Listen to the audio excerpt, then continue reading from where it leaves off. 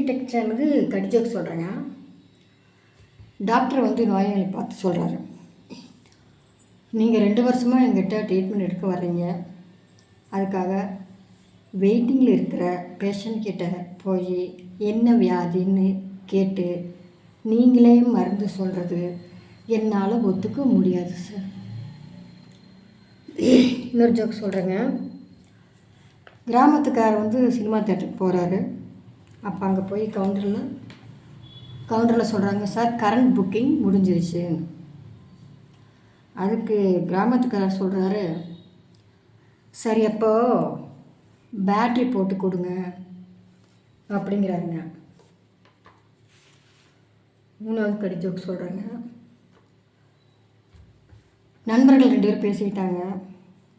நீங்கள் புதுசாக வாங்கின 100 வருஷம் வாழ்வது எப்படி அப்படிங்கிற புத்தகம் இருக்குல்ல, இது எங்கேன்னு.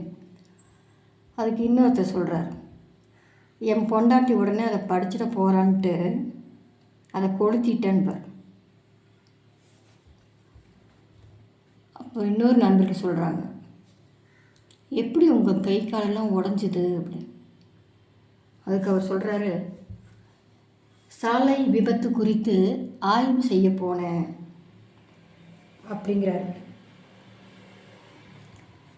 குடிச்சிட்டு அவர் சொல்கிறார், எனக்கு 2 கிளாஸ், அது 2 குவளையில் குடிக்கணும்னு. அதுக்கு ஏன்னு அவர் கேட்குறார்.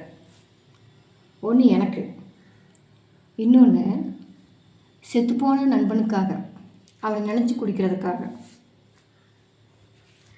சப்ஸ்கிரைப் கொடுத்து சப்போர்ட் பண்ணுங்கள் ஃப்ரெண்ட்ஸ். மீண்டும் அடுத்த வீடியோவில் பார்க்கலாங்க.